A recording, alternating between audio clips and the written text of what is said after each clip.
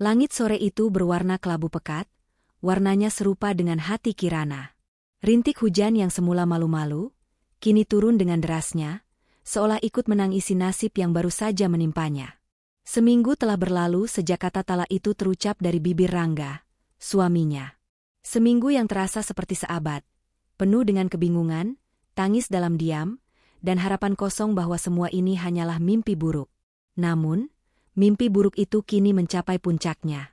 Disinilah ia berdiri, di teras rumah yang telah ia rawat selama 8 tahun, dengan sebuah koper usang di sisinya dan tangan mungil putrinya, Zahra, yang mencengkeram erat gaunnya. Cepat keluar dari rumah ini. Kamu dan anak pembawa sial itu tidak punya tempat lagi di sini. Suara Ibu Winda, ibu mertuanya, melengking tajam, mengalahkan deru hujan. Wanita parubaya itu berdiri di ambang pintu dengan wajah penuh kebencian. Tatapannya seperti belati, menusuk langsung ke jantung Kirana yang sudah remuk. Ibu, tolong, beri kami waktu. Setidaknya sampai hujan reda. Zahra bisa sakit. Mohon Kirana, suaranya bergetar menahan isak. Ia menunduk, tidak sanggup menatap wajah penuh amarah itu. Ia hanya ingin melindungi Zahra, putrinya yang baru berusia 6 tahun, dari badai yang sedang mengamuk. Tidak ada waktu-waktuan. Rumah ini akan segera menyambut menantu baru yang lebih berkelas, bukan perempuan kampung sepertimu yang tidak bisa merawat diri. Lihat penampilanmu, Kucel. Pantas saja Rangga muak denganmu. Caci Ibu Winda lagi, tangannya menunjuk-nunjuk ke arah Kirana dengan jijik. Kirana menelan ludah, rasa perih menjalar di tenggorokannya. Ia melihat ke belakang ibu mertuanya, mencari sosok Rangga. Pria itu ada di sana, berdiri di ruang tengah yang hangat, namun pandangannya kosong. Ia tidak menatap Kirana, tidak juga ibunya. Ia hanya menatap dinding, seolah tidak ada apa-apa yang terjadi. Diamnya Rangga adalah luka yang paling dalam. Lebih menyakitkan dari 1000 makian Ibu Winda. Pria yang dulu berjanji akan menjaganya seumur hidup, kini hanya menjadi penonton bisu saat ia dan darah dagingnya sendiri diusir tanpa belas kasihan. Rangga, panggil Kirana lirih, hampir tidak terdengar. Tolong, katakan sesuatu. Pria itu akhirnya menoleh, tapi tatapannya dingin dan asing.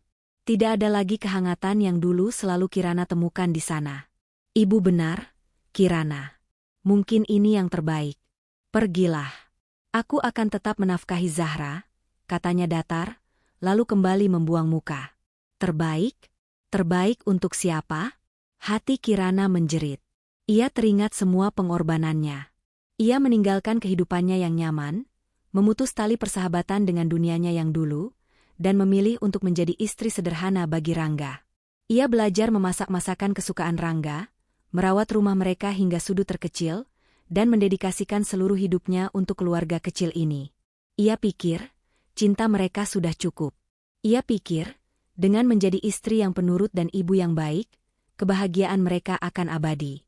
Ia salah besar. Ibu, kenapa ayah tidak membela kita? Kenapa nenek marah? Suara kecil Zahra memecah lamunan pedih Kirana. Gadis kecil itu mendongak. Matanya yang polos penuh dengan air mata dan kebingungan. Pertanyaan itu bagaikan tamparan keras bagi Kirana. Ia berlutut, menyamakan tingginya dengan sang putri. Ia mengusap pipi basah Zahra, mencoba tersenyum meski bibirnya terasa kaku. Sayang, dengarkan ibu. Ayah dan nenek sedang sibuk. Kita akan menginap di tempat lain dulu ya. Seperti liburan, bisiknya, suaranya serak.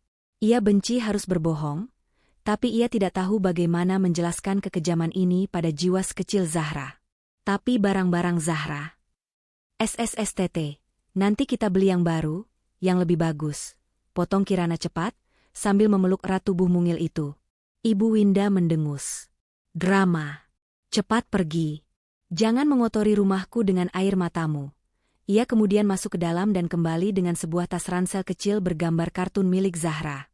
Ia melemparkannya begitu saja ke teras yang basah. Bawa ini, aku tidak sudi menyimpan barang-barang kalian. Tindakan itu menyulut sesuatu dalam diri Kirana. Rasa sakitnya perlahan berubah menjadi bara. Ia berdiri, menatap lurus ke arah Ibu Winda, lalu pada Rangga yang masih mematung. Ia tidak lagi memohon.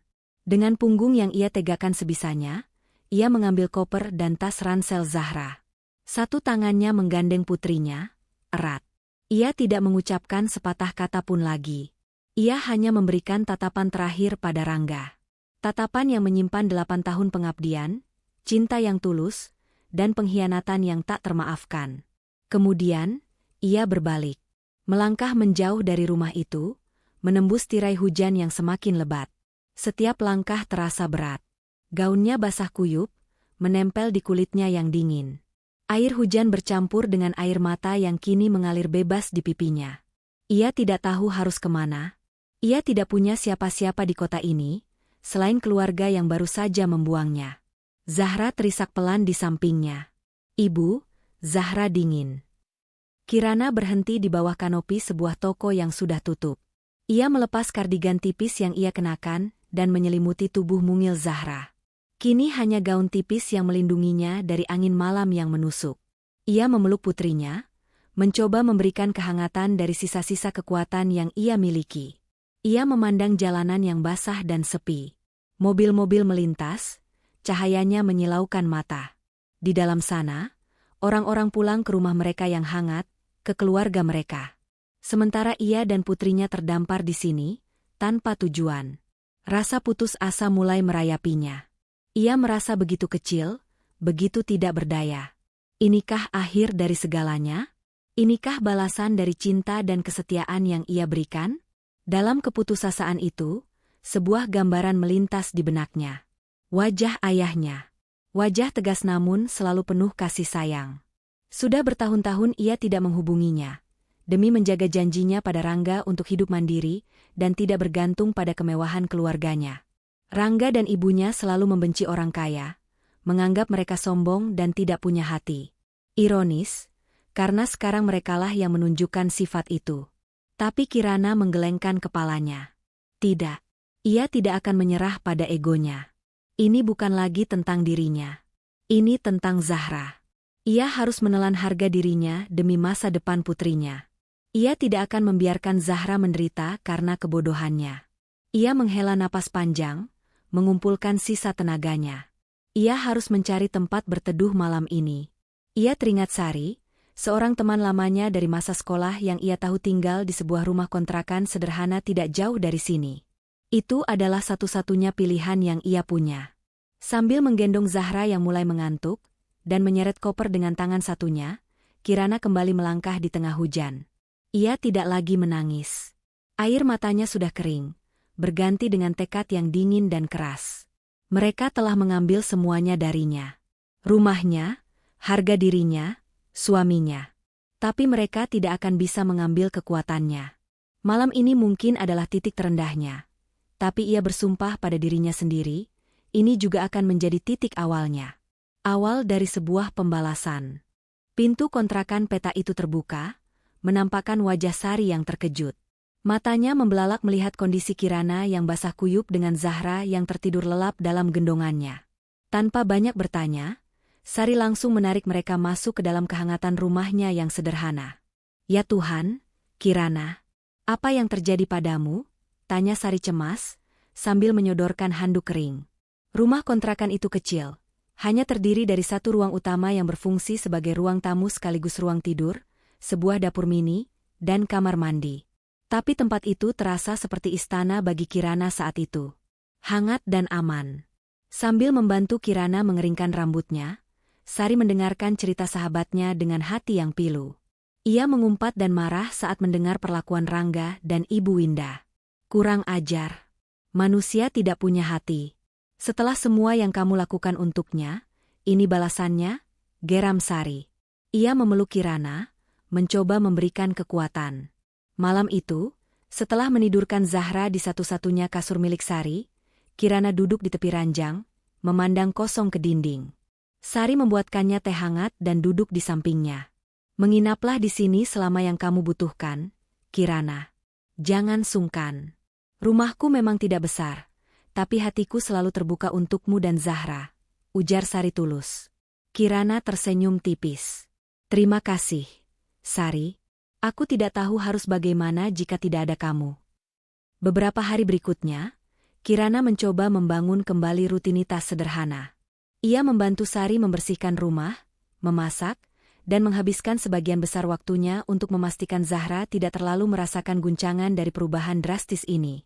Ia membacakan cerita untuknya, mengajaknya menggambar, dan menjawab pertanyaan-pertanyaan polosnya dengan kesabaran yang luar biasa.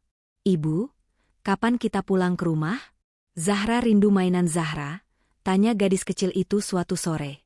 Hati Kirana teriris setiap kali mendengar pertanyaan itu. Ia membelai rambut putrinya. "Rumah kita yang baru sedang diperbaiki, sayang.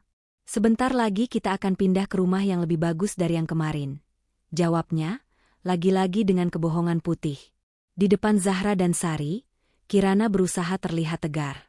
Ia tersenyum, tertawa, dan bersikap seolah semuanya terkendali. Tapi ketika malam tiba dan Zahra sudah terlelap, topeng itu ia tanggalkan. Ia akan duduk di sudut ruangan yang gelap, membiarkan rasa sakit dan kehampaan menggerogotinya. Kenangan-kenangan manis bersama Rangga terus berputar di kepalanya, membuat lukanya semakin menganga. Ia masih tidak mengerti, di mana letak kesalahannya. Pada hari kelima ia berada di kontrakan Sari, saat Zahra sedang tidur siang, Kirana memberanikan diri membuka ponselnya. Ia hanya ingin melihat Gali, mencari sedikit pengalih perhatian. Jari-jarinya yang gemetar mulai menggulir lini masa media sosialnya yang sudah lama tidak ia buka. Foto-foto teman-teman lama, berita-berita, dan unggahan-unggahan lain yang terasa begitu jauh dari dunianya saat ini. Lalu, matanya terpaku pada satu unggahan. Foto itu diunggah oleh salah satu kenalan jauh Rangga. Sebuah foto yang menampilkan Rangga sedang tersenyum lebar, merangkul pinggang seorang wanita cantik yang mengenakan gaun elegan. Wanita itu, Kirana mengenalnya. Fania. Wanita yang selama ini diperkenalkan Rangga sebagai rekan kerja pentingnya. Di belakang mereka, sebuah dekorasi bunga yang mewah dengan tulisan, "Menuju Hari Bahagia, Rangga Fania." Jantung Kirana seolah berhenti berdetak. Napasnya tercekat di tenggorokan. Ia menekan foto itu, memperbesarnya. Tidak salah lagi, itu Rangga. Dan di bawah foto itu, sebuah keterangan singkat yang membakar seluruh sisa hatinya. "Selamat untuk sahabatku, Rangga dan Fania. Lancar sampai hari H, akhir pekan ini." Akhir pekan ini, dunia Kirana runtuh untuk kedua kalinya. Jadi, ini alasannya. Alasan dibalik talak yang tiba-tiba. Alasan dibalik pengusiran yang kejam. Semuanya sudah direncanakan. Saat ia dan Zahra menangis di tengah hujan, Rangga mungkin sedang tertawa bahagia bersama wanita ini, merencanakan pernikahan impian mereka. Pengabdiannya selama 8 tahun dilupakan hanya dalam hitungan hari. Kesetiaannya dibalas dengan pengkhianatan paling hina. Ponsel itu terlepas dari genggamannya, jatuh ke lantai dengan bunyi yang pelan. Tapi di telinga Kirana, bunyinya seperti ledakan bom. Kepalanya terasa pusing. Ia teringat semua kejanggalan yang pernah ia coba abaikan. Parfum wanita yang berbeda di kemeja Rangga, yang ia bilang milik kliennya. Telepon-telepon tengah malam yang selalu ia jawab di luar rumah. Pertemuan-pertemuan bisnis di akhir pekan yang tidak pernah menghasilkan apa-apa. Ia begitu bodoh. Begitu buta oleh cinta hingga tidak bisa melihat kebenaran yang ada di depan matanya. Kemudian ia membuka unggahan itu lagi. Bukan hanya foto, tapi juga sebuah tautan menuju undangan pernikahan digital mereka. Dengan tangan yang bergetar hebat, ia membukanya. Sebuah lagu romantis yang lembut mengalun dari pengeras suara ponselnya. Halaman pertama menampilkan foto prewedding Rangga dan Fania di sebuah lokasi yang indah. Mereka terlihat begitu serasi, begitu bahagia. Halaman berikutnya adalah detail acara. Akad nikah dan resepsi akan diadakan hari Sabtu ini. Lusa. Di sebuah hotel bintang 5 termewah di kota. Kirana tertawa. Tawa yang kering dan penuh kepedihan. Jadi, beginilah akhir dari dongengnya. Ia, sang istri yang setia, dibuang ke jalanan agar sang pangeran bisa menikahi putri lain yang lebih kaya dan lebih glamor. Ia menggulir ke bawah, melihat daftar panjang tamu-tamu penting yang akan hadir. Rekan bisnis, pejabat, sosialita. Rangga dan ibunya selalu mendambakan status sosial. Dan pernikahan ini adalah tiket emas mereka. Mereka pasti sangat bangga. Kemarahan yang luar biasa, yang belum pernah ia rasakan sebelumnya, mulai membakar dirinya dari dalam. Kemarahan itu begitu panas, begitu kuat, hingga menguapkan semua air matanya. Rasa sakitnya tidak hilang, tapi berubah bentuk. Ia tidak lagi merasa hancur. Ia merasa terbangunkan. Ia menatap pantulan wajahnya di layar ponsel yang gelap. Wajah seorang wanita yang lelah, pucat, dengan mata yang sembab. Ini bukan dirinya. Ini adalah cangkang kosong yang mereka ciptakan. Kirana yang asli tidak selemah ini. Kirana yang asli tidak akan membiarkan dirinya dan putrinya diinjak-injak seperti ini. Ia memungut ponselnya. Tatapannya yang tadinya kosong dan penuh luka, kini berubah menjadi tajam dan dingin. Ia tidak akan membiarkan mereka bahagia di atas penderitaannya. Ia tidak akan membiarkan mereka menertawakan kehancurannya. Mereka ingin pesta pernikahan yang megah? Mereka ingin pengakuan sosial? Baik. Ia akan memberikannya. Ia akan datang ke pesta itu. Ia akan memberikan mereka sebuah pertunjukan yang tidak akan pernah mereka lupakan seumur hidup mereka. Rasa sedih itu telah mati, berganti menjadi sebuah resolusi yang membeku. Ia menatap Zahra yang tertidur pulas, wajahnya damai dan polos. Inilah hartanya satu-satunya. Inilah alasannya untuk bangkit dan bertarung. Ia tidak akan membiarkan masa depan putrinya dihancurkan oleh orang-orang licik itu. Sari masuk ke dalam ruangan, melihat ponsel tergeletak di lantai dan ekspresi aneh di wajah Kirana. "Kirana, kamu kenapa?" Kirana menoleh, dan untuk pertama kalinya setelah berhari-hari, sebuah senyuman tersungging di bibirnya. Tapi itu bukan senyuman hangat. Itu adalah senyuman dingin yang penuh perhitungan. "Aku lebih dari sekadar baik-baik saja, Sari," jawabnya dengan suara yang tenang dan mantap, suara yang sudah lama tidak Sari dengar. "Aku baru saja menemukan tujuanku." Malam itu, ia tidak lagi menangis dalam diam. Ia berbaring di samping Zahra, memeluknya erat, sementara otaknya bekerja dengan cepat. Menyusun sebuah rencana. Sebuah skenario. Tirai panggung untuk sandiwara mereka akan segera dibuka. Dan ia, yang mereka anggap sebagai tokoh figuran yang sudah dibuang, akan kembali sebagai sutradara utama yang akan menentukan akhir dari cerita ini. Pagi datang tanpa warna. Mentari bersembunyi di balik awan mendung yang sama seperti hari-hari sebelumnya. Namun, sesuatu yang berbeda terpancar dari diri Kirana. Semalam ia tidak tidur. Bukan karena meratapi nasib, melainkan karena menyusun strategi. Api amarah yang menyala di dadanya telah membakar habis semua kerapuhan dan mengubahnya menjadi baja yang dingin dan tajam. Sari, sahabatnya, bisa merasakan perubahan itu. Pagi ini, saat ia menyajikan sarapan sederhana berupa nasi goreng dan telur mata sapi, ia melihat Kirana makan dengan tenang. Tidak ada lagi tatapan kosong dan helaan napas yang berat. Yang ada hanyalah fokus yang menakutkan di matanya. Seolah-olah Kirana sedang melihat medan perang, bukan piring di hadapannya. "Kamu baik-baik saja?" tanya Sari hati-hati, sambil duduk di seberang meja kecil mereka. Kirana mengangkat wajahnya dan tersenyum. Senyuman yang sama sekali tidak mencapai matanya. "Aku tidak pernah sebaik ini, Sari. Aku sudah bangun dari mimpi burukku." Setelah sarapan, Kirana mendekati sahabatnya dengan sebuah permohonan. "Sari, aku boleh minta tolong? Aku perlu keluar sebentar, ada yang harus aku urus. Bisakah kamu menjaga Zahra untuk beberapa jam? Aku janji tidak akan lama, dan setelah ini, semua akan aku jelaskan." Melihat kesungguhan di mata Kirana, Sari mengangguk tanpa ragu. "Tentu saja. Jangan khawatirkan Zahra." Kirana mengucapkan terima kasih, lalu masuk ke dalam satu-satunya kamar di kontrakan itu. Ia membuka koper usangnya yang tergeletak di sudut ruangan. Barang-barangnya tidak banyak, hanya beberapa helai pakaian sederhana yang ia bawa dari rumah Rangga. Ia menyingkirkan semua pakaian itu hingga dasar koper terlihat. Di bawah lapisan kain terakhir, tersembunyi sebuah kantung beludru berwarna hitam. Dengan tangan yang mantap, ia membukanya.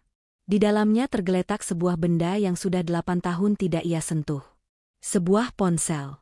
Bukan ponsel pintar biasa yang layarnya lebar dan penuh aplikasi. Ponsel ini ramping, berwarna hitam pekat, tanpa merek yang terlihat, dan terasa berat di genggaman. Itu adalah ponsel satelit terenkripsi, peninggalan dari kehidupannya yang dulu. Sebuah alat komunikasi yang tidak bisa dilacak, hadiah dari ayahnya saat ia berusia 18 tahun dengan pesan, pakai ini hanya saat dunia terasa akan runtuh. Selama ini, Kirana menganggapnya sebagai simbol dari sangkar emas yang ia tinggalkan. Ia bersumpah tidak akan pernah menggunakannya. Tapi hari ini, dunianya memang sudah runtuh. Dan dari puing-puing itu, ia akan membangun sebuah istana pembalasan. Ia berjalan ke kamar mandi yang sempit dan pengap, satu-satunya tempat yang memberinya privasi penuh. Ia mengunci pintu, menyandarkan punggungnya ke dinding yang dingin, dan menekan tombol daya. Layar ponsel itu menyala, menampilkan antarmuka yang sederhana namun canggih.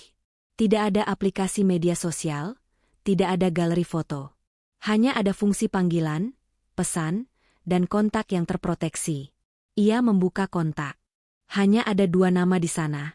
Ayah dan Jovan. Sejenak ia ragu. Haruskah ia menelepon ayahnya? Tidak. Ia menggeleng.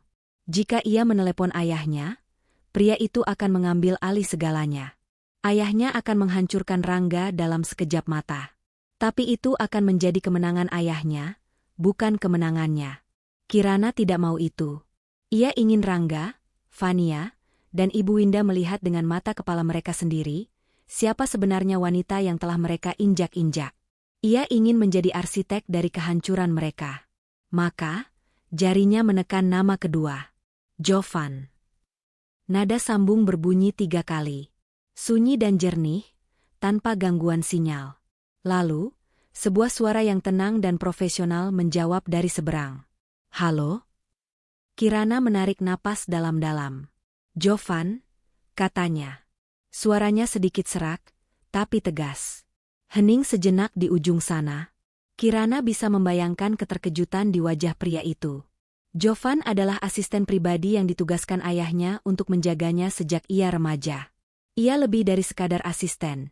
Ia adalah kepercayaan, bayangan, dan pelindungnya.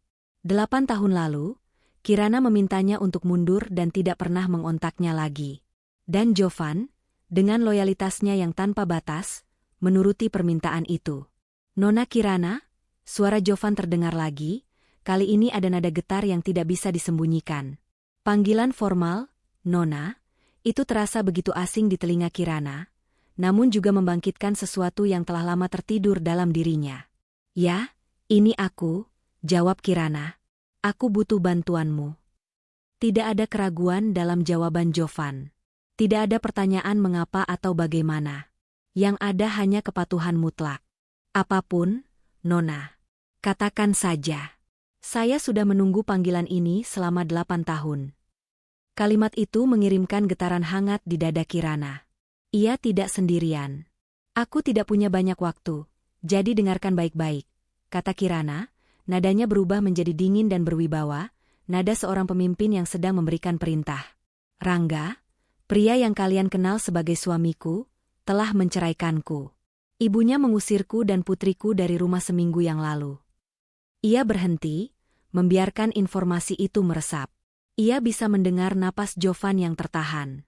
Dan lusa, lanjut Kirana, dia akan menikah lagi dengan selingkuhannya, seorang wanita bernama Fania, di Hotel Empire Plaza. Saya akan mengirim orang untuk... Tidak, potong Kirana cepat. Jangan lakukan apapun yang gegabah. Aku tidak mau mereka hancur karena tangan orang lain. Aku yang akan melakukannya sendiri. Ia menghela napas. Waktu bermainku sebagai istri sederhana sudah selesai, Jovan. Sekarang, waktunya mereka tahu siapa Kirana Adijaya sebenarnya. Hening lagi, kali ini hening yang penuh dengan pengertian. Saya mengerti, Nona. Apa perintah pertama Anda? Pertama, kata Kirana, matanya menatap tajam pada pantulan dirinya di cermin kamar mandi yang retak. Kumpulkan semua informasi tentang perusahaan Rangga, Mandala Karya Persada. Aku mau laporan keuangan 5 tahun terakhir, daftar utang, daftar klien, daftar investor, segalanya. Cari titik terlemahnya. Siap, Nona. Kedua, selidiki latar belakang Fania. Aku mau tahu siapa dia, keluarganya, sumber kekayaannya, semua keburukannya. Jangan ada yang terlewat. akan dilaksanakan. Ketiga, siapkan semua yang aku butuhkan. Pakaian, aksesori, semua yang pantas untukku. Dan siapkan mobil untuk menjemputku besok pagi. Aku akan kirimkan lokasinya nanti. Datang sendiri, jangan menarik perhatian. Tentu saja, Nona. Dan yang terakhir, Jovan, kata Kirana dengan penekanan. Jangan beritahu ayah tentang ini. Belum. Aku tidak mau dia ikut campur sampai aku yang memintanya. Ini permainanku. Aku yang akan menyelesaikannya. Saya bersumpah akan menjaga rahasia Anda, Nona, jawab Jovan dengan kesetiaan yang tak tergoyahkan. Bagus. Kirimkan laporan awal begitu kamu mendapatkannya. Aku tunggu. Segera, Nona Kirana. Panggilan itu berakhir. Kirana menurunkan ponselnya. Tangannya sedikit gemetar bukan karena takut, tapi karena adrenalin yang membanjir. Ia menatap cermin di depannya. Wanita di cermin itu masih terlihat sama, dengan piyama pinjaman dari Sari dan wajah yang pucat. Tapi matanya sudah berbeda. Api telah menyala di sana. Api yang siap membakar hangus siapapun yang telah menyakitinya. Ia membuka kunci pintu dan melangkah keluar dari kamar mandi. Sari sedang bermain dengan Zahra di ruang tengah, tapi ia langsung menoleh saat melihat Kirana. Ia pasti melihat perubahan itu. Perubahan dalam cara Kirana berdiri, cara ia mengangkat dagunya. Semuanya baik-baik saja? Tanya Sari, sedikit khawatir. Kirana tersenyum, kali ini senyum yang tulus. Semuanya akan baik-baik saja, Sari. Tidak, lebih baik dari itu. Perubahan akan datang. Sangat cepat.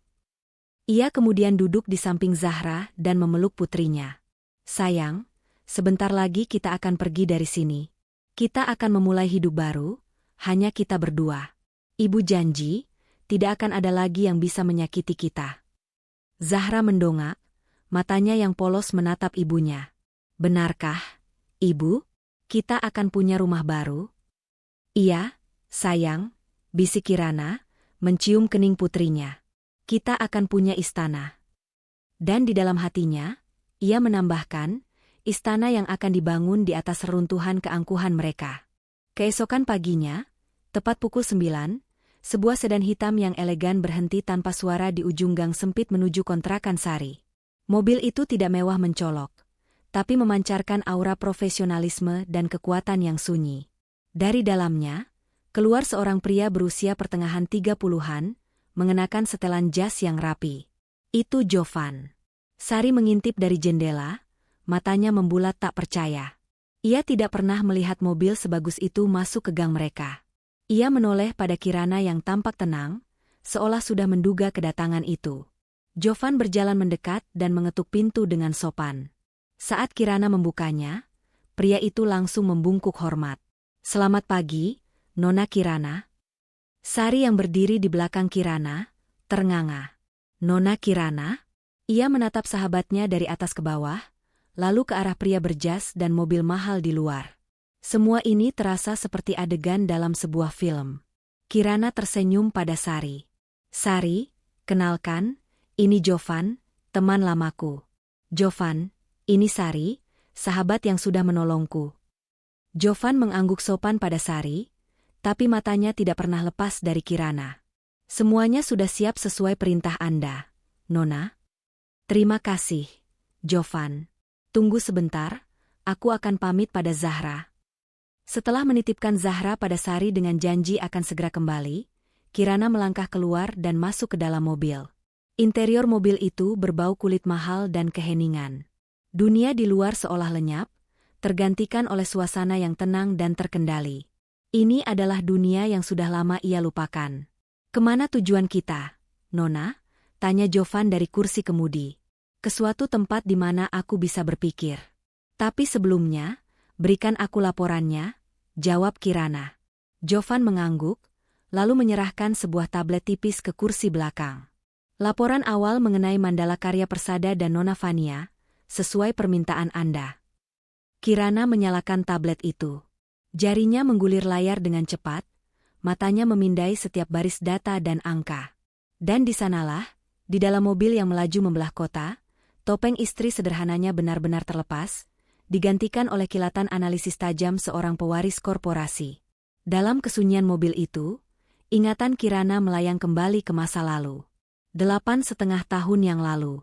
Ia adalah Kirana Adijaya, putri tunggal Raditya Adijaya, pemilik Raditya Group, salah satu konglomerat terbesar di negeri ini. Hidupnya adalah sangkar emas yang indah. Semua yang ia inginkan bisa ia dapatkan dengan satu jentikan jari. Tapi ia muak. Ia muak dengan pria-pria yang mendekatinya hanya karena nama belakangnya.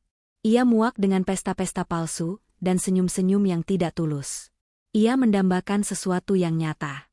Ia bertemu Rangga di sebuah seminar kewirausahaan di kampusnya. Kirana datang sebagai pengunjung biasa, mengenakan pakaian sederhana tanpa riasan. Rangga adalah salah satu pembicara, seorang pemuda yang penuh semangat dengan mimpi besar untuk membangun perusahaannya sendiri. Ia berbicara dengan penuh gairah, matanya berbinar saat menjelaskan visi misinya. Tidak ada kesombongan, hanya ambisi murni. Kirana jatuh cinta pada semangat itu. Ia mendekatinya setelah acara, berpura-pura sebagai mahasiswi biasa yang tertarik dengan presentasinya. Mereka mengobrol, dan percakapan itu mengalir begitu saja. Rangga tidak bertanya siapa orang tuanya atau di mana ia tinggal. Ia tertarik pada pemikiran Kirana, pada ide-idenya. Untuk pertama kalinya, Kirana merasa dilihat sebagai dirinya sendiri, bukan sebagai putri Raditya Adijaya. Sejak saat itu, hubungan mereka berlanjut. Kirana memutuskan untuk menyembunyikan identitasnya. Ia mengatakan orang tuanya adalah pengusaha kecil di luar kota yang sudah meninggal. Sebuah kebohongan yang ia ciptakan demi merasakan cinta yang ia yakini tulus. Rangga, yang berasal dari keluarga sederhana yang membenci orang kaya baru, percaya sepenuhnya. Ia mencintai Kirana yang sederhana, yang penurut, yang mendukung semua mimpinya dari nol. Kirana ingat betul pertengkarannya dengan sang ayah saat ia memutuskan akan menikah dengan Rangga. "Kamu buta, Kirana," kata Bapak Raditya di ruang kerjanya yang megah. "Pria itu tidak mencintaimu. Dia hanya mencintai citra wanita sederhana yang bisa ia kendalikan. Ambisinya akan memakannya, dan kamu akan ikut terbakar." "Ayah tidak mengenalnya," balas Kirana keras kepala. "Rangga berbeda. Dia tulus. Dia mencintaiku apa adanya." "Apa adanyamu yang mana yang dia cintai?" "Kebohongan yang kamu ciptakan," sanggah ayahnya, suaranya meninggi. Pertengkaran itu berakhir dengan sebuah ultimatum. Kirana tetap pada keputusannya. Dengan berat hati, Bapak Raditya merelakannya pergi. "Baiklah, pergilah jika itu maumu. Jalani hidup sederhanamu itu. Tapi ingat, aku ayahmu. Aku tidak akan pernah benar-benar melepaskanmu. Jovan akan mengawasimu dari jauh. Dan aku akan memastikan kamu tidak akan pernah benar-benar menderita, bahkan jika kamu tidak menyadarinya." Kirana saat itu menganggap ucapan ayahnya sebagai bentuk kekecewaan. Ia tidak tahu bahwa ayahnya benar-benar menepati janjinya. Layar tablet di pangkuannya menunjukkan buktinya. Matanya terpaku pada sebuah nama perusahaan, Samudra Biru Holdings. Sebuah perusahaan investasi asing yang tercatat sebagai salah satu pemegang saham minoritas di Mandala Karya Persada. 3 tahun lalu, saat perusahaan Rangga hampir bangkrut karena salah urus, Samudra Biru Holdings inilah yang menyuntikkan dana segar dalam jumlah besar, menyelamatkan perusahaan itu dari kehancuran. Rangga dan ibunya menganggap itu sebagai keajaiban, buah dari kerja keras mereka. Padahal, Samudra Biru Holdings adalah salah satu dari puluhan perusahaan cangkang milik Raditya Group. Rasa panas menjalar di pipi Kirana. Jadi, selama ini Rangga dan Ibu Indah hidup di atas kemewahan semu yang dibiayai oleh uang ayahnya. Mereka menghinanya sebagai wanita miskin yang tidak berguna, padahal napas perusahaan mereka bergantung sepenuhnya pada belas kasihan pria yang paling mereka benci. Ironi ini begitu pahit, begitu menyakitkan. Ia beralih ke profil Fania. Wanita itu ternyata adalah putri seorang pejabat kecil yang terlilit banyak utang. Gaya hidupnya yang glamor didanai oleh pria-pria kaya yang ia kencani. Rangga hanyalah target terbarunya, target yang ia kira adalah tambang emas. Kirana menutup tablet itu dengan gerakan pelan. Informasi yang ia dapatkan lebih dari cukup. Ini bukan lagi sekadar pembalasan dendam seorang istri yang tersakiti. Ini adalah permainan catur. Dan lawannya, yang merasa diri mereka begitu pintar, ternyata hanyalah bidak-bidak kecil yang tidak sadar bahwa papan permainannya pun milik Kirana. Ia menatap keluar jendela. Mobil itu kini memasuki kawasan elit kota, jalanannya lebar dan diapit oleh rumah-rumah mewah. Mereka berhenti di depan sebuah butik pribadi yang paling eksklusif, tempat para sosialita papan atas memesan gaun mereka. "Kita mulai dari sini, Nona?" tanya Jovan. Kirana menatap pantulan dirinya di kaca jendela mobil yang gelap. Ia masih mengenakan blus pinjaman dari Sari yang sedikit pudar warnanya. Ia tersenyum dingin. "Iya, Jovan," katanya. "Waktunya untuk membangunkan kembali sang ratu dari tidurnya. Dan ratu ini butuh gaun perang yang baru." Butik pribadi itu adalah sebuah kuil mode, tersembunyi di balik fasad tanpa nama di salah satu jalan paling bergengsi di kota. Di dalamnya, setiap gaun adalah karya seni, dan setiap klien adalah bagian dari elit tertinggi. Saat Kirana masuk, masih dalam balutan blus pudar pinjaman dari Sari, beberapa mata asisten penjualan menatapnya dengan tatapan meremehkan yang terselubung. Namun, semua itu berubah saat Jovan melangkah di belakangnya dan sang pemilik butik, seorang wanita Prancis parubaya bernama Madame Eloise, keluar dari ruangannya. Wajah Madame Eloise yang biasanya angkuh, berubah pucat saat melihat Jovan. Ia lalu menatap Kirana, dan sebersit pengakuan tampak di matanya. Ia mungkin tidak mengenali Kirana secara langsung, tapi ia jelas mengenali tanda-tanda kekuasaan Raditya Group yang tak terlihat. "Monsieur Jovan," sebuah kehormatan, sapanya dengan suara yang tiba-tiba menjadi sangat ramah. "Dan Nona? Klien saya membutuhkan pakaian untuk sebuah acara yang sangat penting." "Lusa," kata Jovan singkat, nadanya tidak memberi ruang untuk basa-basi. Madame Eloise langsung mengerti. "Tentu saja. Tutup butik untuk pengunjung lain. Seluruh sumber daya kami siap melayani Nona."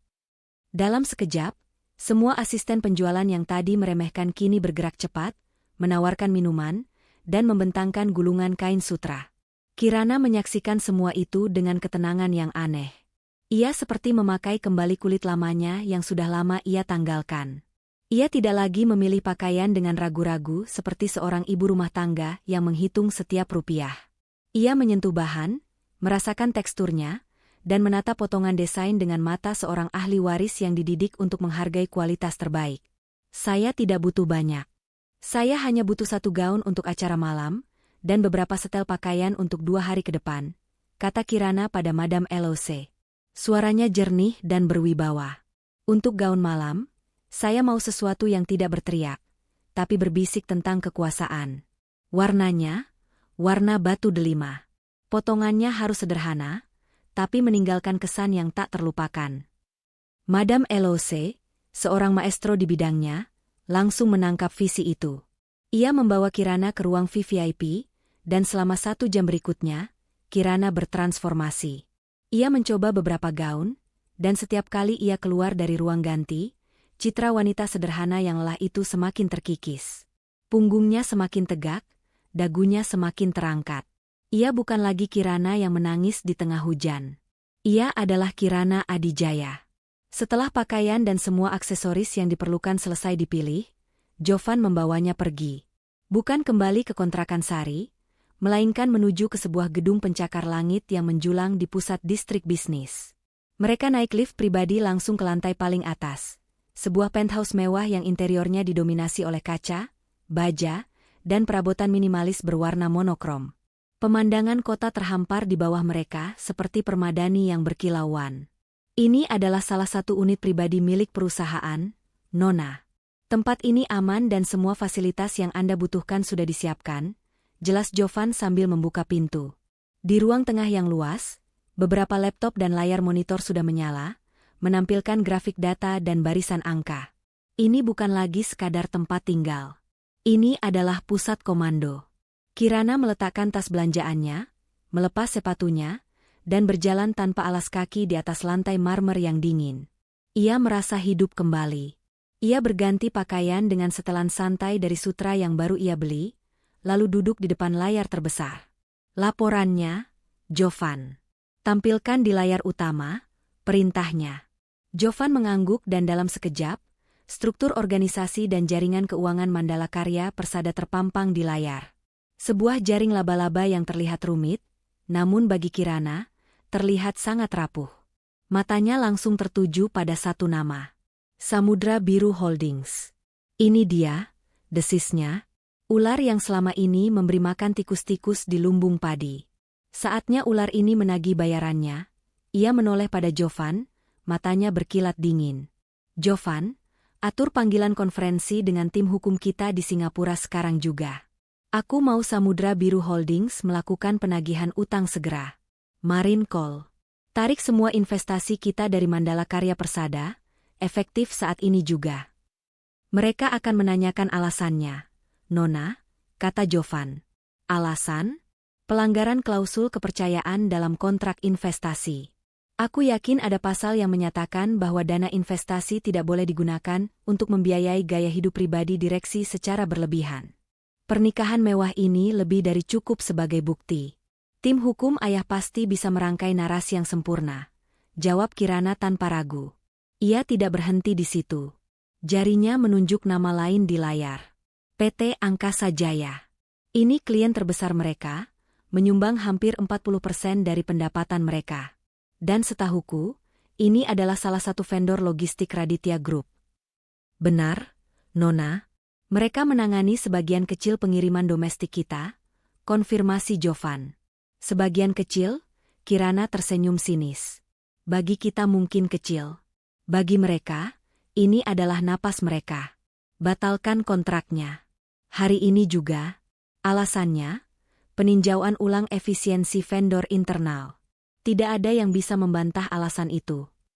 Jarinya bergerak lagi. Ban Mutiara. Ini bank yang memberikan pinjaman modal kerja terbesar untuk mereka. Ayah duduk di Dewan Komisaris di sana, bukan? Secara teknis, beliau adalah salah satu pemegang saham utama melalui salah satu anak perusahaan kita. Koreksi Jovan dengan sopan. Cukup bagus. Aku mau pihak bank segera melakukan peninjauan ulang kelayakan kredit Mandala Karya Persada. Bekukan sementara sisa plafon pinjaman mereka. Katakan saja ada anomali yang terdeteksi dalam laporan keuangan kuartal terakhir mereka. Itu akan membuat mereka sibuk selama berhari-hari. Setiap perintah diucapkan dengan tenang, tepat, dan mematikan. Seperti seorang ahli bedah yang mengiris arteri utama pasiennya satu persatu. Jovan tidak bertanya, ia hanya mencatat dan mulai bekerja. Ia bergerak dengan efisiensi seorang prajurit yang terlatih, melakukan beberapa panggilan telepon dalam bahasa Inggris yang fasih, dan mengetik email dengan kecepatan kilat. Di sudut lain kota, di kantor Mandala Karya Persada yang setengah kosong, Rangga sedang tertawa di telepon dengan Fania. Mereka sedang mendebatkan warna bunga untuk dekorasi pelaminan. Tentu saja mawar putih, sayang. Simbol cinta suci kita, kata Rangga dengan nada manis yang dibuat-buat. Tiba-tiba, pintu ruangannya digebrak terbuka. Direktur keuangannya, Pak Budi, masuk dengan wajah sepucat mayat. Pak Rangga. Gawat, Pak, serunya dengan napas terengah-engah. Ada apa sih, Budi? Tidak lihat saya sedang telepon? Bentak Rangga, kesal karena diganggu. Ini darurat, Pak. Samudra Biru Holdings. Mereka baru saja mengirim email. Mereka menarik semua dana investasinya dan menagih pembayaran penuh seluruh utang kita paling lambat akhir bulan depan. Mereka bilang kita melanggar kontrak. Tawa Rangga lenyap seketika. Apa? Tidak mungkin. Kamu pasti salah baca.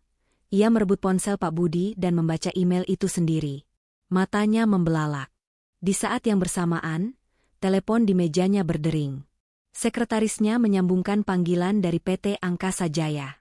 Halo, Pak Rangga. Mohon maaf sebelumnya. Kami hanya ingin memberitahukan bahwa berdasarkan surat keputusan direksi kami yang baru saja keluar, kontrak kerjasama dengan Mandala Karya Persada terpaksa kami hentikan efektif per hari ini. Telepon itu jatuh dari genggaman Rangga. Dunianya serasa berputar. Apa yang terjadi? Kenapa semua ini terjadi bersamaan? Ia mencoba menghubungi nomor kontak perwakilan Samudra Biru Holdings yang biasa ia hubungi, tapi nomor itu tidak lagi aktif. Kembali ke penthouse, Kirana menyaksikan semua kekacauan itu melalui laporan instan yang diberikan oleh tim Jovan. Ia tidak merasakan kemenangan. Hanya ada kepuasan dingin yang aneh. Ia mengambil secangkir teh hijau hangat yang telah disiapkan Jovan dan berjalan ke jendela kaca raksasa. Ia menatap kota di bawahnya. Dulu, ia rela meninggalkan semua ini demi seorang pria. Sekarang, ia menggunakan semua ini untuk menghancurkan pria yang sama. Jovan mendekat. Fase pertama selesai, Nona. Mereka sudah mulai panik.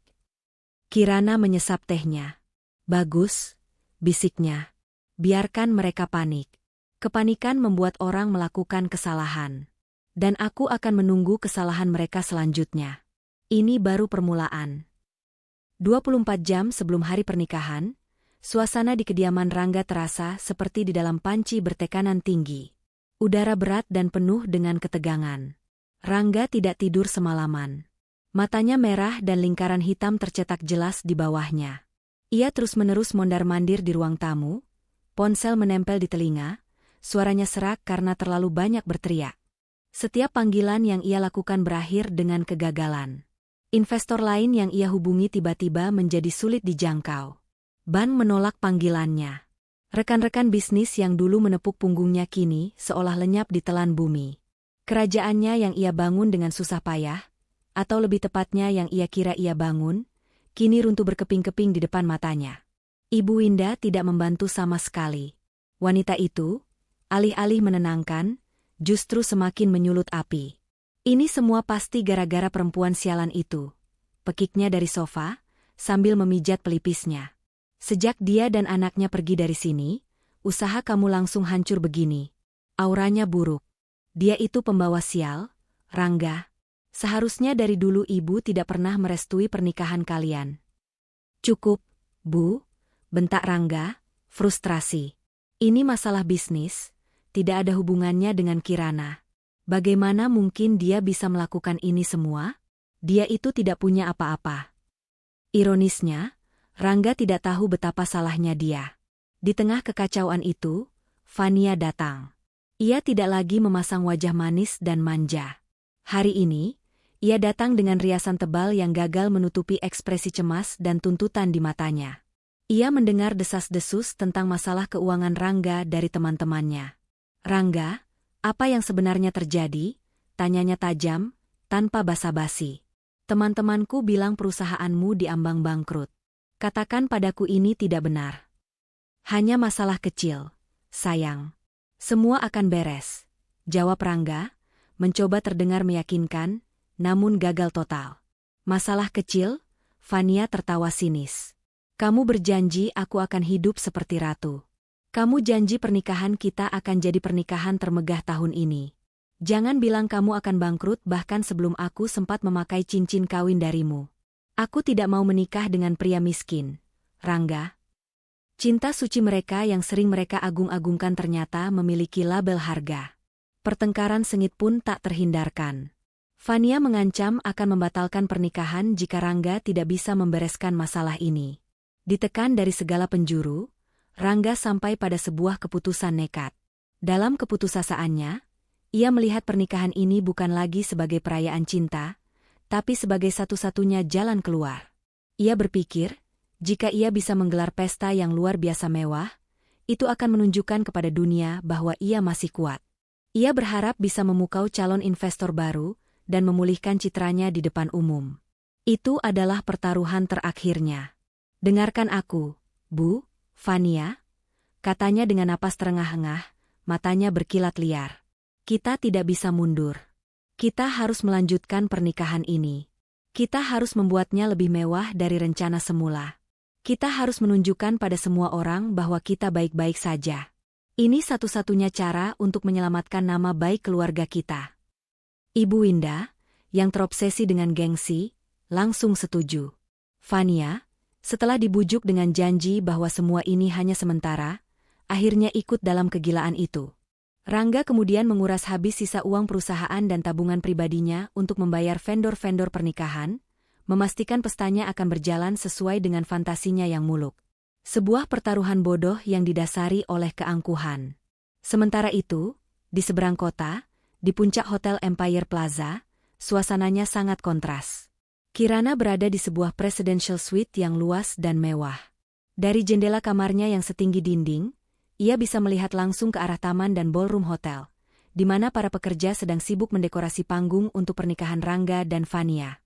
Ia menyaksikan kesibukan itu dengan ketenangan yang menakutkan. Ia tidak sendirian. Zahra ada di sana, bermain dengan gembira di sudut ruangan dengan mainan-mainan baru yang dibelikan Jovan. Melihat tawa putrinya adalah satu-satunya hal yang mampu menghangatkan hati Kirana yang telah membeku. Ia melakukan semua ini untuk masa depan anak itu. Untuk memastikan tidak akan ada lagi yang bisa merenggut senyum dari wajahnya. Hari itu ia habiskan dalam keheningan. Ia tidak lagi memikirkan rasa sakitnya. Ia merenungkan 8 tahun hidupnya yang sia-sia. Ia tidak menyesal telah mencoba hidup sederhana. Tapi ia menyesal telah memberikan hatinya pada orang yang salah, yang tidak pernah benar-benar menghargai pengorbanannya. Ia tidak merasa sedih lagi. Yang ada hanya rasa lega, seolah beban berat telah terangkat dari pundaknya. Sore harinya, Jovan datang membawa sebuah kotak gaun yang sangat besar. Di dalamnya, terbaring, gaun perang, berwarna batu delima yang ia pesan. Bahannya berkilauan lembut di bawah cahaya lampu, potongannya sempurna. Gaun itu adalah perwujudan dirinya yang baru, elegan, kuat, dan berbahaya. Jovan juga memberikan laporan terakhir. Semua sudah di tempatnya, Nona. Saya sudah mengatur slot, tamu istimewa, untuk Anda memberikan sambutan. Tim media juga sudah siaga. Mereka akan merilis semua data keuangan Mandala Karya Persada dan bukti keterlibatan dana dari Raditya Group ke publik begitu Anda memberikan sinyal. Kirana menyentuh kain gaun itu dengan ujung jarinya. Bagus. Semuanya berjalan sesuai rencana. Malam berlalu dengan lambat. Kirana menidurkan Zahra, menyanyikan lagu pengantar tidur yang sama seperti yang biasa ia nyanyikan di rumah kontrakan Sari. Namun kali ini, ada nada kekuatan dalam suaranya. Setelah putrinya terlelap, ia berdiri lama di depan jendela, memandangi lampu-lampu kota dan panggung yang akan menjadi saksi kehancuran sebuah kebohongan. Pagi hari pernikahan tiba. Langit cerah, seolah alam semesta sendiri ingin menjadi penonton yang jelas untuk drama yang akan terjadi. Kirana bangun pagi-pagi sekali, melakukan meditasi untuk menenangkan jiwanya. Lalu, tim penata rias dan rambut terbaik di kota, yang telah disiapkan Jovan, datang untuk meriasnya. Mereka mengubahnya menjadi seorang ratu. Riasannya tidak tebal, namun menonjolkan tatapan matanya yang tajam. Rambutnya ditata dalam sanggul modern yang anggun. Dan terakhir, ia mengenakan gaunnya. Gaun itu melekat sempurna di tubuhnya, memancarkan aura kepercayaan diri yang tak terbantahkan. Ia kemudian membangunkan Zahra dan membantunya mengenakan gaun kecil berwarna krem yang serasi. Gadis kecil itu tampak seperti seorang putri. Ibu cantik sekali, puji Zahra dengan polos. Kirana berlutut, menatap mata putrinya. Hari ini kita akan menemui ayah, sayang. Tapi setelah ini, semuanya akan berbeda. Kamu siap bersama ibu? Zahra mengangguk mantap, tidak sepenuhnya mengerti, tapi merasakan kekuatan dari ibunya. Kirana berdiri, menggandeng tangan mungil putrinya. Ia berjalan ke jendela, menatap ke bawah ke lobi hotel yang sudah mulai ramai oleh tamu-tamu berpakaian mewah. Musik selamat datang sudah mulai terdengar. Sudah waktunya, Ibu, tanya Zahra, mendongak. Kirana menatap bayangan dirinya dan putrinya di kaca jendela. Bayangan seorang ratu dan putri pewarisnya. Ia tersenyum, senyum pertama yang benar-benar tulus hari itu. Iya, sayang, jawabnya lembut. Waktunya pertunjukan dimulai.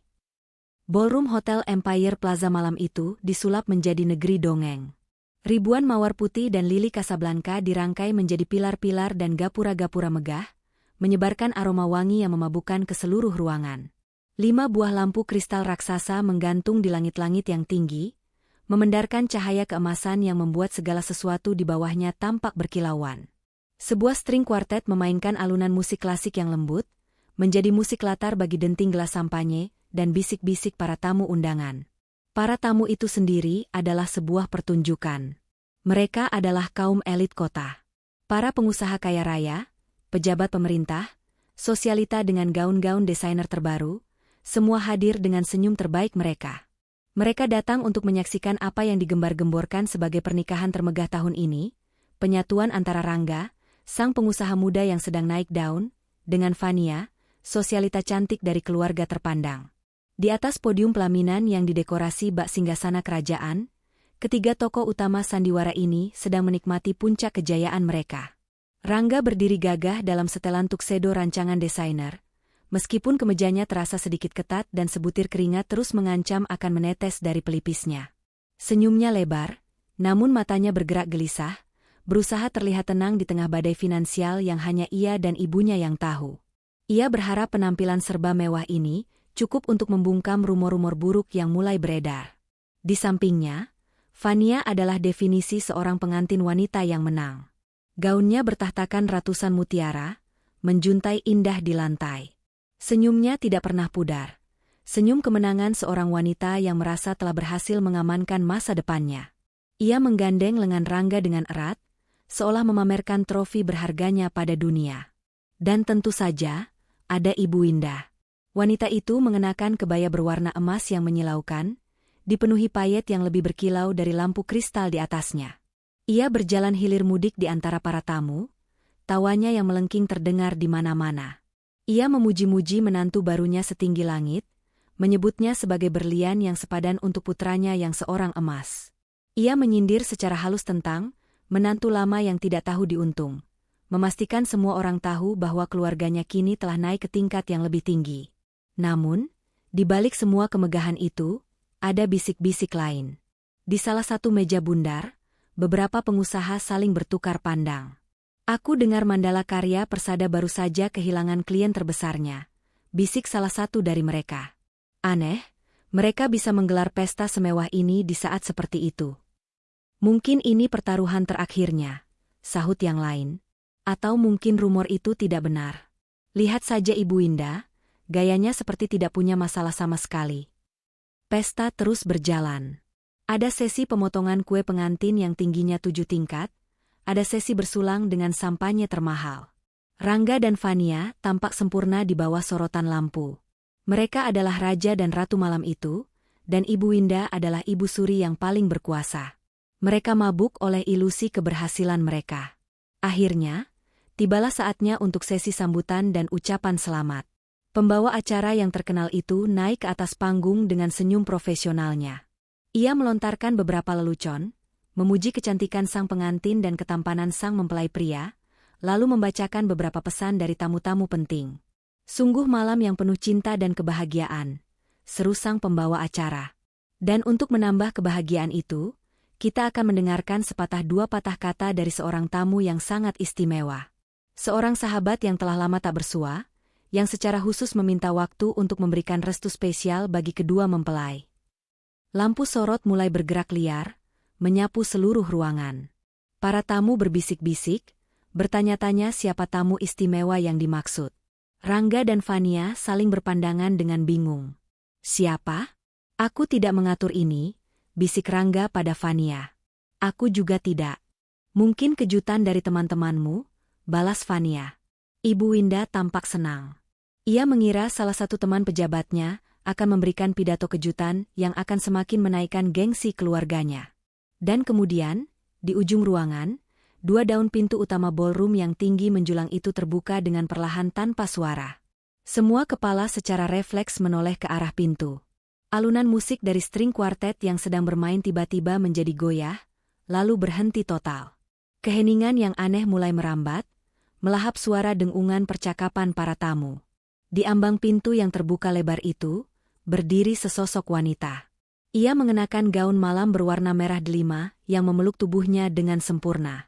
Warnanya begitu kontras dengan dekorasi serba putih di sekelilingnya, membuatnya menjadi satu-satunya titik fokus di seluruh ruangan. Rambutnya ditata anggun, memperlihatkan lehernya yang jenjang. Di sampingnya, berdiri seorang gadis kecil berpakaian krem, menggenggam tangannya dengan erat. Wanita itu adalah Kirana. Selama beberapa detik, tidak ada yang bergerak. Para tamu hanya bisa menatap, mencoba memproses apa yang mereka lihat. Itu Kirana, mantan istri Rangga. Mereka semua tahu itu. Tapi wanita yang berdiri di sana bukanlah Kirana yang mereka kenal. Bukan ibu rumah tangga sederhana dengan senyum yang sedikit pemalu. Wanita ini memancarkan aura yang berbeda. Aura kekuatan, ketenangan, dan bahaya yang tak terucapkan. Kemudian, ia mulai berjalan.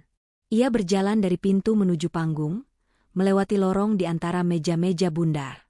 Setiap langkahnya di atas karpet tebal itu terasa seperti sebuah ketukan genderang perang. Ia tidak melihat ke kiri atau ke kanan. Matanya lurus menatap ke depan, tertuju pada 3 orang yang kini membeku di atas panggung pelaminan. Bisikan-bisikan mulai terdengar seperti api yang menjalar di rumput kering. Bukankah itu Kirana? Apa yang dia lakukan di sini? Demi Tuhan, lihat penampilannya, dia tampak luar biasa. Ini akan menjadi drama.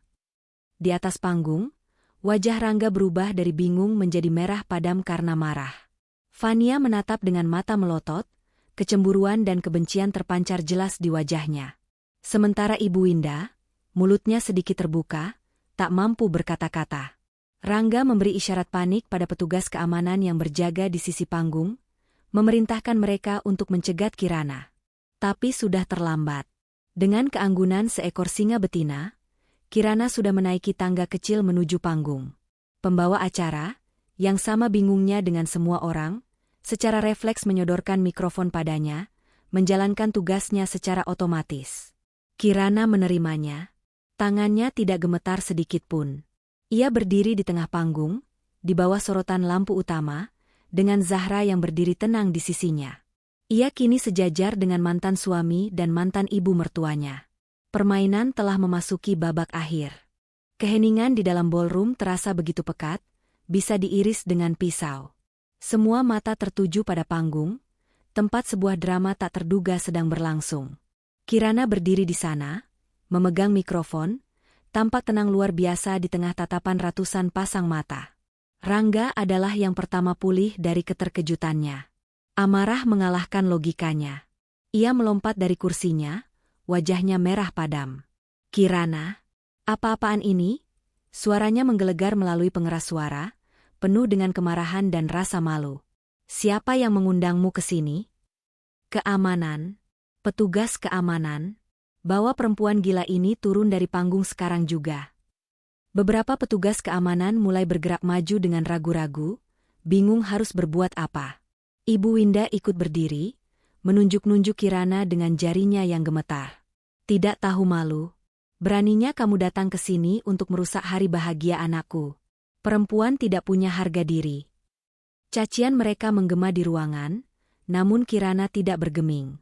Ia bahkan tidak menoleh pada mereka. Ia hanya mengangkat tangannya yang bebas, sebuah isyarat kecil yang entah kenapa memiliki otoritas begitu besar, hingga membuat para petugas keamanan berhenti melangkah dan teriakan Rangga tercekat di tenggorokannya. Akhirnya, Kirana mendekatkan mikrofon ke bibirnya. Suaranya, saat keluar, terdengar jernih, tenang, dan tajam. Suara itu membelah keheningan dan memenuhi seluruh ruangan. Selamat malam hadirin sekalian. Sapanya, matanya menyapu para tamu, bukan menatap trio yang marah di belakangnya. Mohon maaf telah mengganggu pesta yang indah ini. Saya berjanji tidak akan mengambil banyak waktu Anda. Ia berhenti sejenak, membiarkan kata-katanya meresap. Nama saya Kirana. Dan ya, bagi sebagian dari Anda yang mungkin bertanya-tanya, saya adalah wanita yang beberapa minggu lalu masih berstatus sebagai istri dari mempelai pria. Gelombang gumaman baru menyebar di antara para tamu. Ini lebih dari sekadar drama. Ini adalah sebuah konfrontasi. Saya di sini bukan untuk merusak. Lanjut Kirana, nadanya tetap datar. Saya juga bukan di sini untuk meminta simpati. Saya hanya ingin meluruskan beberapa hal dan memberikan hadiah pernikahan yang paling pantas untuk Rangga dan mempelai wanitanya. Saat ia mengucapkan kalimat terakhirnya, sesuatu terjadi. Layar LED raksasa di belakang panggung pelaminan, yang sejak tadi menampilkan slideshow foto-foto romantis Rangga dan Fania, tiba-tiba berkedip-kedip lalu mati. Seluruh panggung menjadi sedikit lebih gelap. Para tamu bergumam lagi, mengira ada masalah teknis. Teknisi audio visual tampak panik di sudut ruangan. Lalu, layar itu menyala kembali. Namun bukan lagi foto pernikahan yang muncul. Yang terpampang di sana adalah logo sebuah stasiun televisi berita bisnis nasional, diikuti oleh wajah seorang pembawa berita yang sangat dikenal. Siaran itu tampak seperti siaran langsung. Dan kami mohon maaf harus menyela program reguler Anda untuk sebuah pengumuman pers yang sangat penting, kata sang pembawa berita dari layar. Kami sekarang terhubung langsung dengan Bapak Raditya Adijaya, pimpinan dari Raditya Group, yang akan menyampaikan pengumuman penting mengenai arah baru perusahaannya. Detik berikutnya, layar beralih menampilkan wajah seorang pria parubaya yang sangat karismatik dan berwibawa, duduk di belakang meja mahoni yang besar dengan logo Raditya Group terpampang jelas di dinding belakangnya. Gelombang kejut yang sesungguhnya menghantam ballroom. Para tamu dari kalangan bisnis langsung mengenali wajah itu. Raditya Adijaya. Seorang taipan legendaris yang jarang sekali muncul di publik. Namanya adalah sinonim dari kekuasaan dan kekayaan. Apa hubungannya semua ini dengan pernikahan ini? Rangga dan Ibu Winda membeku di tempat. Wajah mereka berubah dari marah menjadi pucat pasi. Sebuah ketakutan yang tidak dapat mereka jelaskan mulai merayapi tulang punggung mereka. Dari layar, suara Raditya Adijaya terdengar, tenang namun penuh kekuatan yang tak terbantahkan. Selamat malam. Saya tidak akan mengambil banyak waktu Anda. Ia memulai, kata-katanya persis seperti yang diucapkan Kirana beberapa saat lalu. Saya di sini untuk membuat dua pengumuman penting bagi masa depan Raditya Group. Pertama, lanjutnya, menatap lurus ke kamera. Dengan bangga dan penuh keyakinan, saya mengumumkan penunjukan Dewan Direksi baru yang akan mengambil alih kepemimpinan eksekutif dan memimpin seluruh operasional korporasi kami ke era selanjutnya. Beliau adalah sosok yang telah saya persiapkan sejak lama. Seseorang yang memiliki visi, ketangguhan, dan yang terpenting, integritas yang tak tercela. Beliau adalah putri saya satu-satunya, pewaris tunggal Raditya Group, Kirana Adijaya. Saat nama itu diucapkan, di layar muncul foto close-up Kirana di samping wajah ayahnya. Bukan foto Kirana sebagai ibu rumah tangga, melainkan sebuah foto profesional di mana ia mengenakan blazer dan menatap kamera dengan sorot mata seorang pemimpin. Seluruh ballroom meledak dalam kegaduhan. Ratusan kepala menoleh serempak, dari layar raksasa ke wanita berbaju merah delima yang berdiri dengan tenang di atas panggung. Sambungan-sambungan di otak mereka mulai terhubung dengan bunyi yang memekakan. Kirana Adijaya?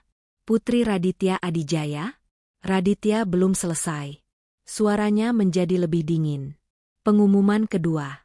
Sebagai langkah pertama dalam kepemimpinan yang baru dan sebagai bagian dari restrukturisasi serta penegakan prinsip tata kelola perusahaan yang baik, Raditya Group dan seluruh anak perusahaannya di dalam maupun luar negeri, termasuk Samudra Biru Holdings, secara resmi akan memutus semua hubungan bisnis dan menarik seluruh investasi dari sebuah perusahaan bernama Mandala Karya Persada.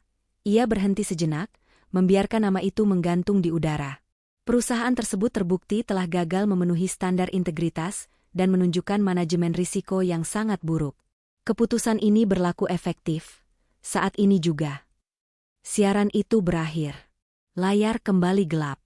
Tapi kegelapan itu tidak sepekat kehancuran yang baru saja dijatuhkan. Rangga terhuyung ke belakang, menabrak dekorasi bunga di belakangnya. Kakinya lemas, tidak sanggup lagi menopang tubuhnya. Semua kepingan teka-teki kini menyatu di benaknya. Investor yang menghilang, kontrak yang dibatalkan, ban yang membeku. Semuanya. Itu bukan nasib buruk. Itu adalah sebuah eksekusi yang terencana. Ibu Winda jatuh terduduk di kursinya, mulutnya terbuka tanpa suara, matanya menatap kosong. Dunia yang ia banggakan, gengsi yang ia doakan, hancur menjadi debu dalam waktu kurang dari 5 menit. Fania menatap Rangga dengan ngeri, seolah baru melihat monster. Ia tidak menikahi seorang pangeran. Ia baru saja menikahi seorang bangkrut yang dimusuhi oleh salah satu orang paling berkuasa di negeri ini. Di tengah kekacauan itu, Kirana mengangkat mikrofon untuk terakhir kalinya. Suaranya memotong kebisingan seperti pedang. Ia akhirnya menatap langsung ke mata Rangga, yang kini menatapnya dengan campuran rasa takut, tak percaya, dan secercah penyesalan yang terlambat. Seperti yang baru saja ayah saya katakan, ucap Kirana, setiap katanya jatuh seperti batu. Nama saya Kirana Adijaya. Wanita sederhana yang kalian usir ke jalanan bersama putrinya, ternyata adalah satu-satunya alasan kalian pernah bisa berdiri setinggi ini. Ia meletakkan mikrofon itu dengan pelan di atas panggung. Kemudian, ia berbalik, menggandeng tangan Zahra, dan berjalan turun dari panggung dengan keanggunan yang sama seperti saat ia naik. meninggalkan di belakangnya sebuah panggung pernikahan yang telah berubah menjadi panggung pemakaman sebuah keangkuhan. Saat Kirana dan Zahra melangkah turun dari panggung, ballroom yang tadinya riuh oleh musik dan tawa kini dipenuhi oleh suara yang berbeda. Dengungan syok kolektif, kilatan lampu kamera dari ponsel para wartawan, dan teriakan-teriakan panik. Ilusi pernikahan dongeng telah pecah berkeping-keping, menampakkan realita yang buruk dan memalukan. Kirana berjalan dengan kepala tegak, tangannya menggenggam erat tangan mungil Zahra, melindunginya dari kekacauan. Para tamu secara refleks menyingkir, memberinya jalan seolah ia adalah seorang ratu yang baru saja memenangkan perang. Tatapan mereka beragam. Ada yang ternganga tak percaya, ada yang menatapnya dengan kekaguman, ada pula yang menatapnya dengan rasa takut. Ia tidak mempedulikan satupun dari mereka. Misinya telah selesai. Jovan sudah menunggu di dekat pintu keluar, wajahnya datar namun matanya menyiratkan kebanggaan. Ia membukakan jalan bagi mereka, menghalangi beberapa wartawan yang nekat mencoba mendekat. Sebelum melangkah keluar, Kirana berhenti sejenak. Ia menoleh ke belakang, memberikan satu pandangan terakhir pada panggung yang telah ia porak-porandakan. Pemandangan di sana adalah sebuah lukisan kehancuran yang sempurna. Fania adalah yang pertama meledak. Topeng mempelai wanita yang bahagia itu luruh, digantikan oleh seringai kemarahan dan kebencian. Ia berbalik menghadap Rangga, yang masih terduduk lemas di lantai. "Pembohong," jeritnya, suaranya melengking dan histeris. "Kamu bilang kamu pengusaha sukses. Kamu bilang aku akan hidup mewah. Ternyata kamu hanya penipu. Kamu menyeretku ke dalam kehancuranmu sendiri." Dengan gerakan kasar, ia mencabut cincin pernikahan bertahtakan berlian dari jarinya. Cincin yang beberapa jam lalu ia pamerkan dengan bangga, kini terasa seperti borgol yang panas. Ia melemparkannya tepat ke wajah Rangga. "Aku tidak mau punya hubungan apapun dengan pecundang sepertimu." Ia kemudian berbalik menghadap para wartawan yang kini mengerubungi panggung. "Saya tidak tahu apa-apa tentang ini. Saya juga korban di sini. Dia menipu saya." Setelah mengucapkan itu, ia berlari turun dari panggung, tersandung gaunnya yang mahal.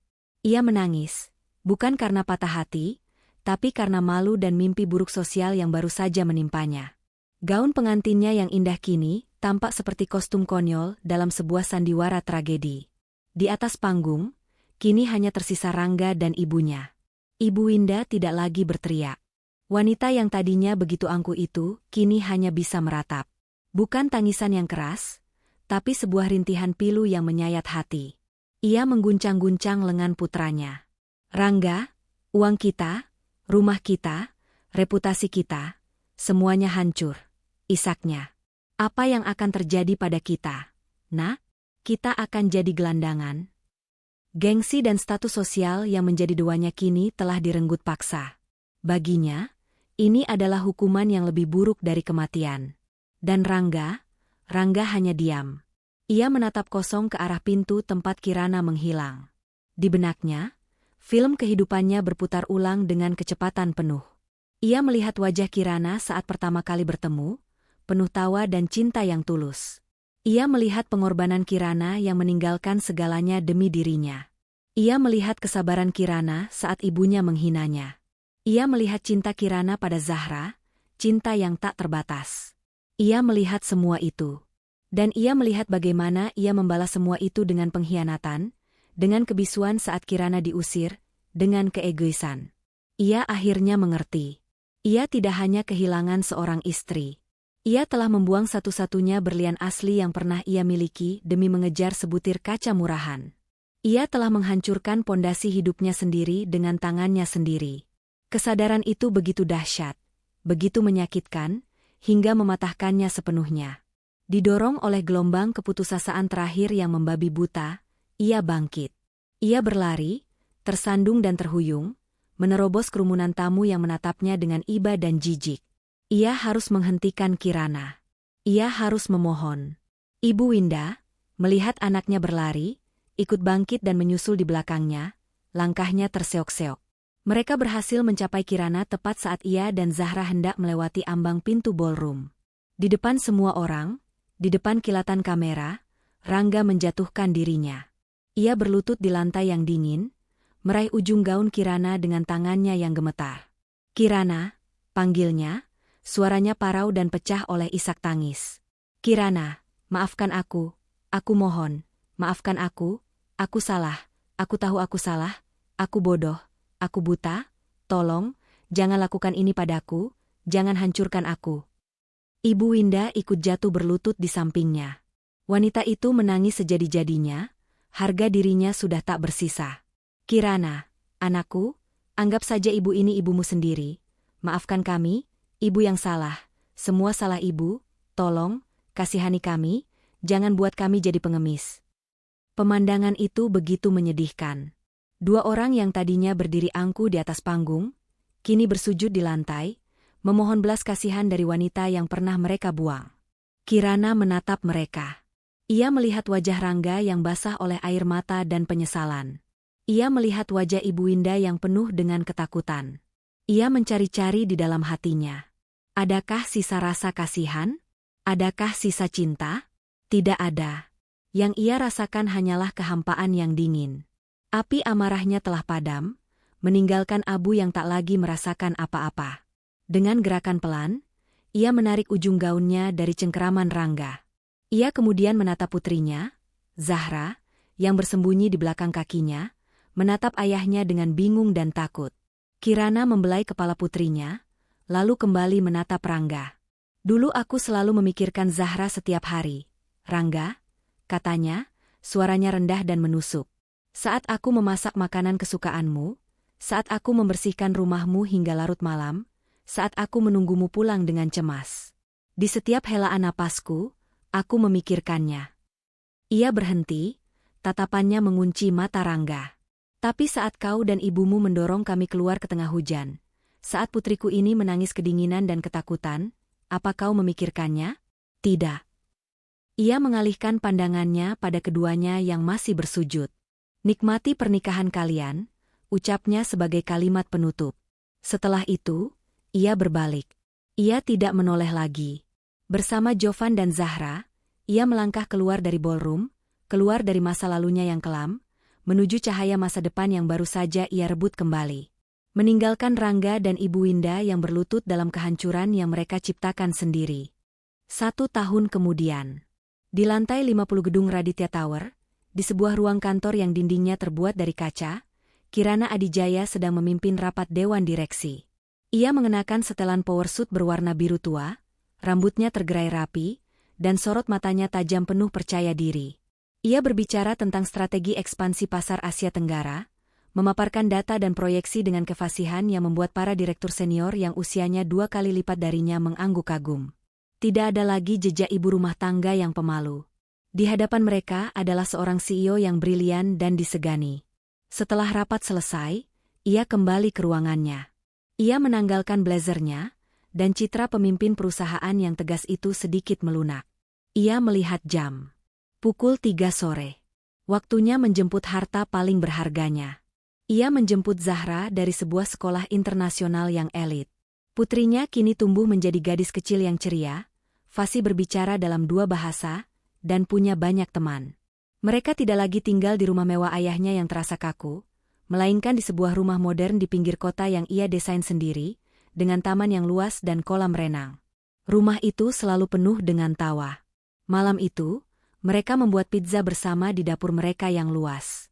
Zahra menaburkan keju dengan berantakan, membuat wajahnya penuh dengan saus tomat. Kirana tertawa, tawa yang lepas dan bahagia. Inilah hidup yang selalu ia inginkan.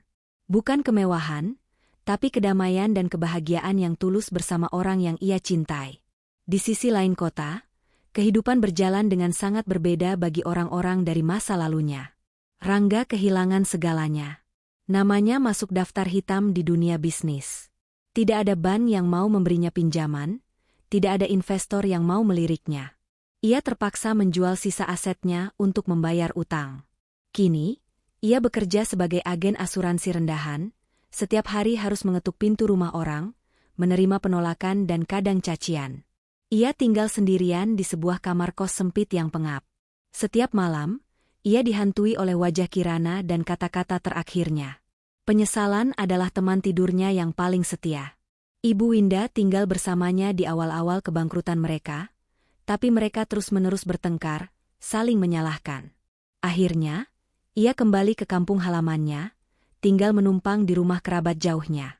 Wanita yang dulu selalu menjadi pusat perhatian di arisan sosialita, kini menghabiskan masa tuanya dengan menjual kue basah di pasar tradisional. Gengsinya telah lumat ditelan kenyataan pahit. Dan Vania, sang mempelai wanita, juga tidak lolos dari karma. Skandal pernikahan itu membuatnya menjadi bahan tertawaan di kalangan sosialita. Ia dicap sebagai wanita mata duitan yang bernasib sial. Pintu ke dunia glamor yang sangat ia dambakan kini tertutup rapat baginya. Ia menghilang dari peredaran, kabarnya kembali ke kota kecilnya, menanggung malu yang tak terhingga. Suatu hari Minggu yang cerah, Kirana sedang bersantai di teras belakang rumahnya. Secangkir teh chamomile hangat menemaninya. Zahra sedang asyik berlarian di taman, mengejar kupu-kupu. Suasana begitu damai. Sambil iseng, Kirana membuka tabletnya, membaca berita-berita terbaru. Ia tidak pernah lagi mencari tahu tentang Rangga atau keluarganya. Baginya, mereka adalah bab yang sudah ditutup dan dibuang jauh-jauh. Namun, algoritma berita terkadang punya cara kerja yang aneh. Sebuah artikel rekomendasi muncul di layarnya. Judulnya, mengingat kembali skandal Mandala Karya Persada, apa kabar para pelakunya setahun kemudian? Karena penasaran, ia membukanya. Artikel itu merangkum kembali malam dramatis di Hotel Empire Plaza, dan menampilkan beberapa foto terbaru yang diambil oleh paparazzi. Ada foto Rangga yang tampak kuyu sedang makan di warung Tegal. Ada foto Ibu Winda yang terlihat jauh lebih tua sedang duduk di belakang lapak kuenya di pasar. Kirana menatap foto-foto itu lama. Ia mengingat kembali rasa sakitnya, penghinaannya, air matanya saat kehujanan di jalan bersama putrinya. Ia mengingat semua itu. Lalu, ia mengangkat kepalanya, menatap pemandangan di hadapannya. Tamannya yang hijau, langit yang biru, dan yang terpenting, tawa bahagia putrinya yang sedang berguling-guling di atas rumput. Sebuah senyuman perlahan tersungging di bibirnya. Senyuman itu kemudian berubah menjadi sebuah kekahan kecil. Lalu, tanpa bisa ia tahan, ia tertawa. Bukan tawa kebencian atau kemenangan yang angkuh. Itu adalah tawa kelegaan. Tawa seorang wanita yang telah berhasil melewati badai tergelap dalam hidupnya dan menemukan pelanginya sendiri. Tawa dari seseorang yang melihat bahwa roda takdir dan karma benar-benar berputar dengan cara yang paling adil dan puitis. Suara tawanya yang merdu berbaur dengan suara tawa riang putrinya, menciptakan sebuah melodi kebahagiaan yang sempurna di bawah hangatnya sinar matahari pagi. Pertunjukan telah usai, dan ia adalah pemenangnya.